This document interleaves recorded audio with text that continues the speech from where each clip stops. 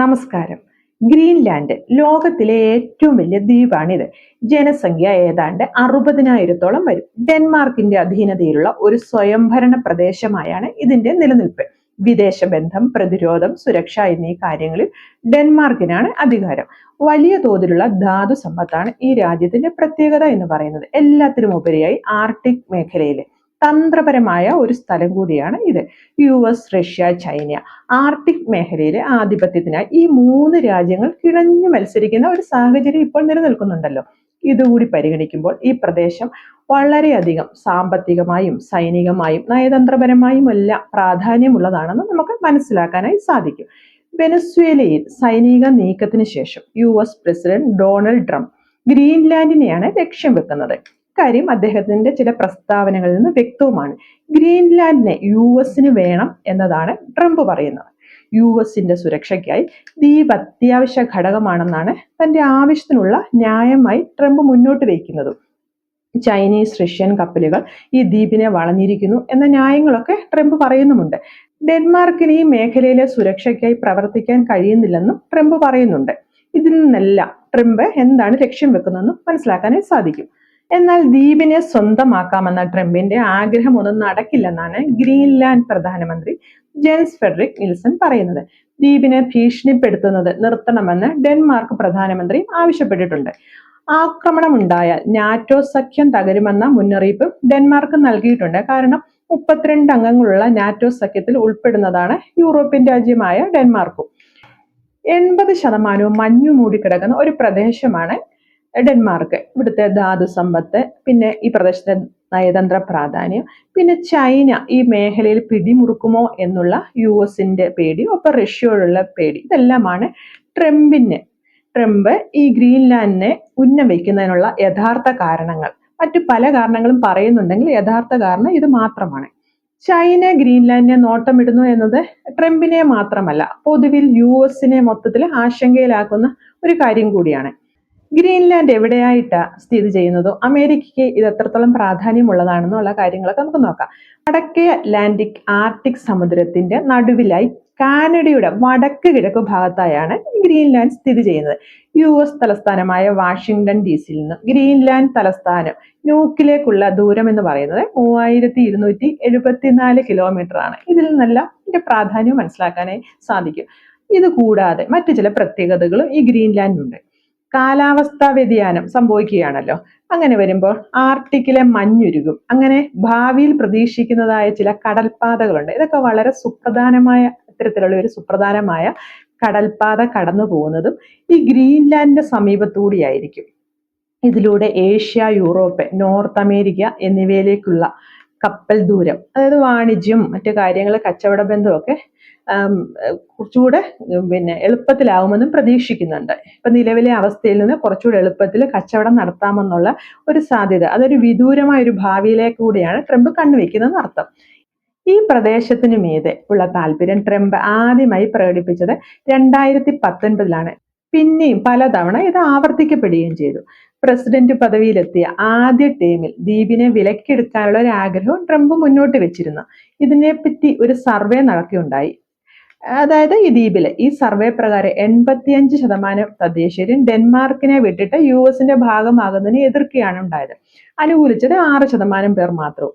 ഇപ്പം ഈ ദ്വീപിന്റെ പ്രത്യേകതകൾ എന്താണെന്ന് ചോദിച്ചു കഴിഞ്ഞാൽ സ്വർണം, സിങ്ക്, ഇരുമ്പ്, ചെമ്പ്, നിക്കൽ, കൊബാൾട്ട്, യുറേനിയം ലഭ്യത കുറവുള്ള ഈ ഭൗമധാതുക്കളുടെ വലിയ ശേഖരമാണ് ഈ ഗ്രീൻലാൻഡിന്റെ ഒരു ആകർഷണീയത.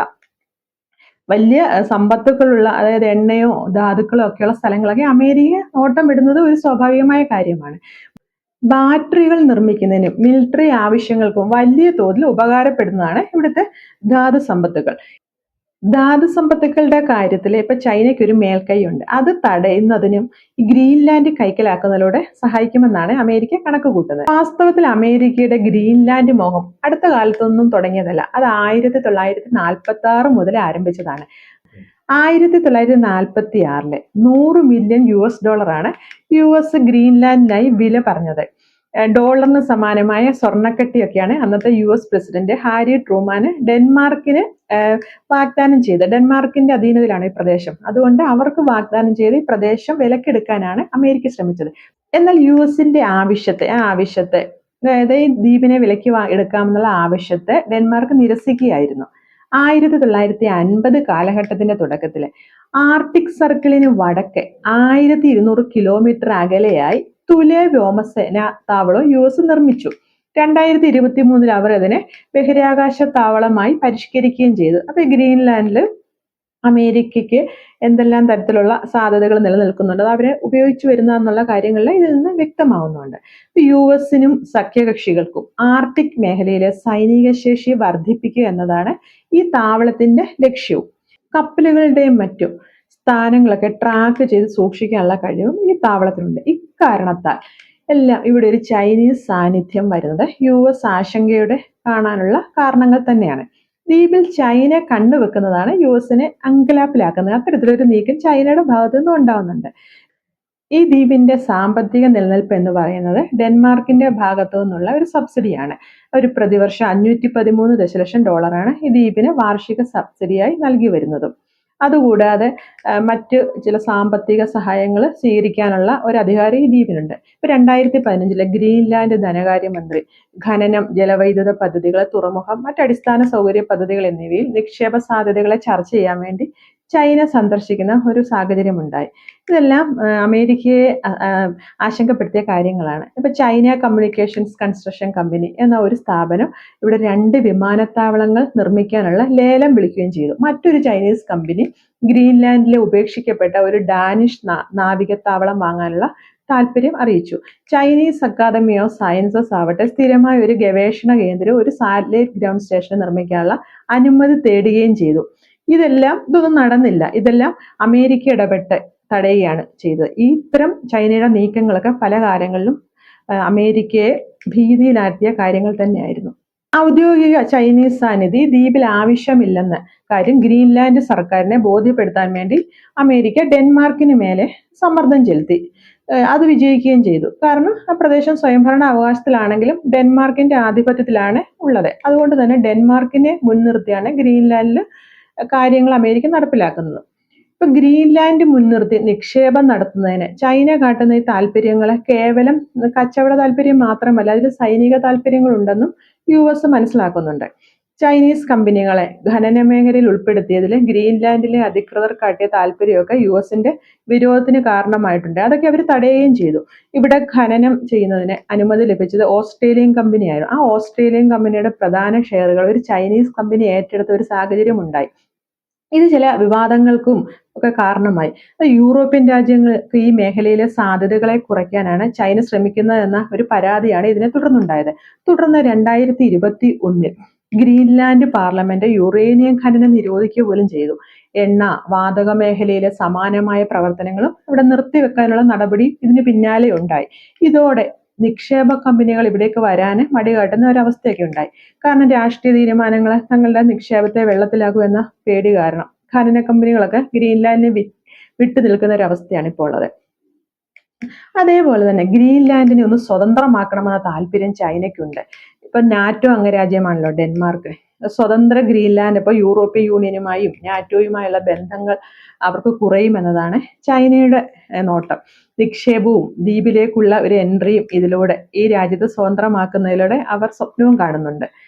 അതേസമയം US ഡെൻമാർക്കിന് മീതെ സാമ്പത്തിക ഉപരോധം ചെലുത്തി ദ്വീപിനെ വരുതിയിലാക്കാനുള്ള സാധ്യതകളും ചില വിദഗ്ധർ മുന്നിൽ കാണുന്നുണ്ട്. അമേരിക്കയ്ക്ക് സ്വന്തം താല്പര്യങ്ങളെ നല്ലതുപോലെ സംരക്ഷിക്കുന്ന ഒരു പ്രദേശമായതിനാൽ ഗ്രീൻലാൻഡിനെ കടന്നു കയറാനുള്ള സാധ്യതകളും അത്തരം നീക്കം നടത്താനുള്ള സാധ്യതകളും തള്ളിക്കളയാനാവില്ല. സമ്മർദ്ദതന്ത്രം, ആഭ്യന്തര പ്രശ്നങ്ങൾ സൃഷ്ടിച്ച് തങ്ങൾക്ക് അനുകൂലമായ ഒരു സാഹചര്യം സൃഷ്ടിക്കുക, തുടർന്ന് അവിടെ കടന്നു ഓടുക തുടങ്ങിയ അമേരിക്കയുടെ സ്ഥിരം തന്ത്രങ്ങളും ഇവിടെ പ്രയോഗിക്കാനുള്ള സാധ്യതകൾ നിലനിൽക്കുന്നുണ്ട്. സാമ്പത്തികം, പ്രകൃതിവാതകം, അപൂർവ ഭൗമധാതുക്കൾ, കച്ചവടം, ഗതാഗതം തുടങ്ങി ഗ്രീൻലാൻഡ് തുറന്നു കൊടുക്കുന്ന വലിയ സാധ്യതകളിൽ തന്നെയാണ് അമേരിക്കയുടെ കണ്ണ് സദാസമയം ഇരിക്കുന്നതും.